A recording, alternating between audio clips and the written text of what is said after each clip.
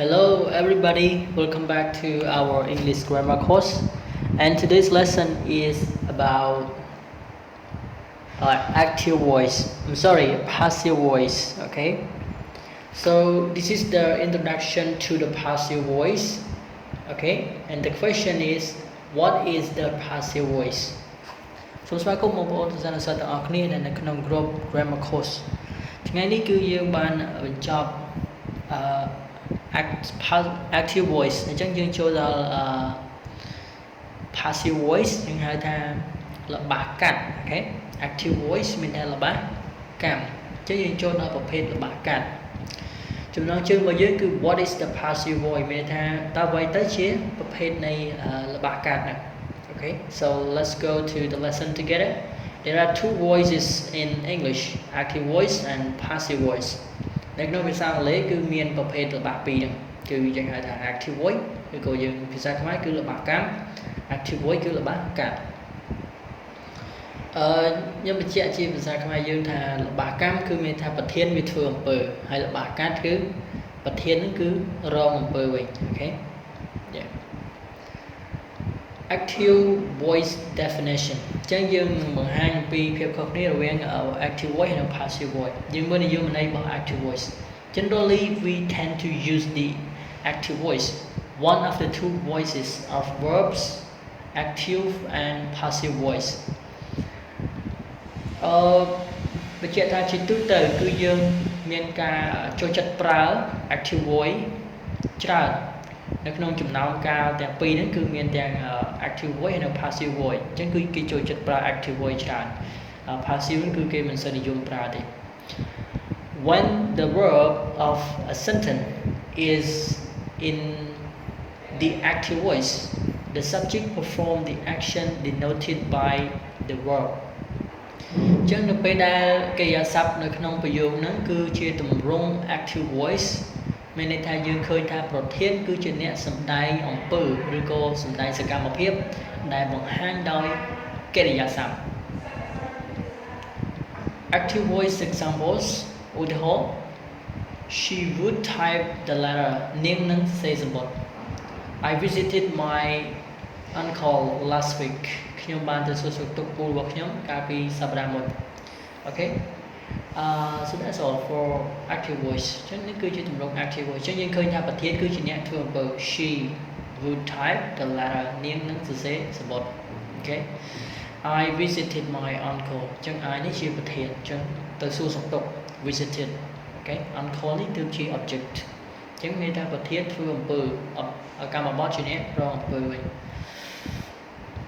Yeah, so we go to passive voice definition. The passive voice. The passive voice is used when we want to emphasize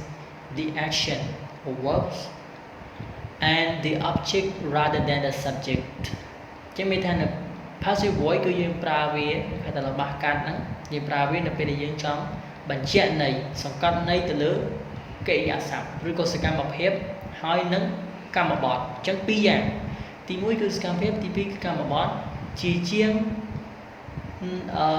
ប្រធានបាទអញ្ចឹងមានថាប្រធានក៏សំខាន់ដែរគេចង់បញ្ជាក់ន័យខ្លះលើសកម្មភាពហើយនឹងកម្មបត្តិតែប៉ុណ្ណោះអញ្ចឹងជាជាងប្រធាន Okay this means the subject is less important Okay អញ្ចឹងមានន័យថានៅក្នុងន័យនេះគឺមានន័យថាប្រធាននៃប្រយោគនេះគឺមិនសំខាន់នោះទេ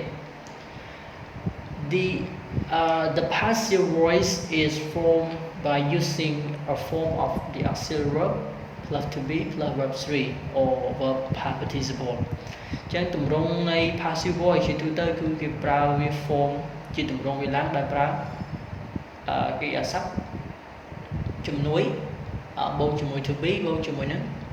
verb 3 Okay For example passive voice examples The letter would be typed by her សំបុត្រនឹងសរសេរដោយនាង Okay My uncle was visited by me last week ពូរបស់ខ្ញុំនឹង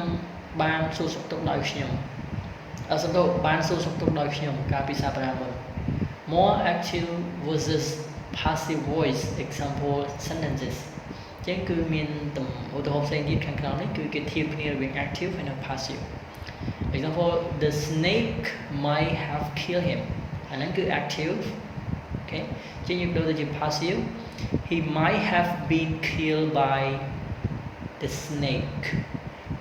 មានន័យថា passive យើងបកថាទម្រង់ active យើងបកថាគាត់ពស់ប្រហែលជាបានចឹកគាត់ចឹកសម្លាប់គាត់អូខេដល់ពេលទៅជា passive វិញគឺគាត់ប្រហែលជាត្រូវបានពស់ចឹកឲ្យស្លាប់ចឹកស្លាប់ដោយសារពស់អូខេគាត់ប្រហែលជាបានស្លាប់ដោយសារពស់ចឹកនេះមកវិញ Another one my father had Tom wash his car មានន័យថាពុករបស់ខ្ញុំបានឲ្យ Tom លាងឡានរបស់គាត់អញ្ចឹងគឺ active passive វិញ My father had his car washed by Tom មានថាពុករបស់ខ្ញុំបានឲ្យឡានរបស់គាត់ទៅ Tom បានឲ្យឡានរបស់គាត់លាងដោយ Tom អូខេនេះអញ្ចឹងអូខេពុករបស់ខ្ញុំបានឲ្យឡានរបស់គាត់លាងដោយ Tom Alright this is passive form That's all everybody so thank you so much for watching and I would like to clarify a little bit ចឹងសរុបចុងក្រោយមកវិញគឺយើងចង់បញ្ជាក់ន័យថា active voice គឺប្រធានជាអ្នកធ្វើអំពើហើយ passive voice វិញគឺប្រធាននេះគឺជាអ្នករងអំពើហើយគេប្រើ passive voice នៅពេលណាគឺនៅពេលដែលគេចង់បដោតបញ្ជាក់ទៅលើកម្មបត្តិហើយនឹងកិរិយាសព្ទគឺតកតងជាមួយនឹងអំពើអូខេសកម្មភាពហើយនឹងកម្មបត្តិប្រធានគឺមិនសូវសំខាន់ទេពេលខ្លះគេប្រើពេលខ្លះគេអត់សូវប្រើទេព្រោះអីនៅក្នុង passive voice ហ្នឹងគឺគេប្រើដើម្បីតែចង់បញ្ជាក់ន័យសង្កត់ន័យទៅលើតែសកម្មភាពហើយនឹងកម្មបត្តិតែប៉ុណ្ណោះអូខេ So thank you so much for watching this video lesson hope to see you next time have a great day everybody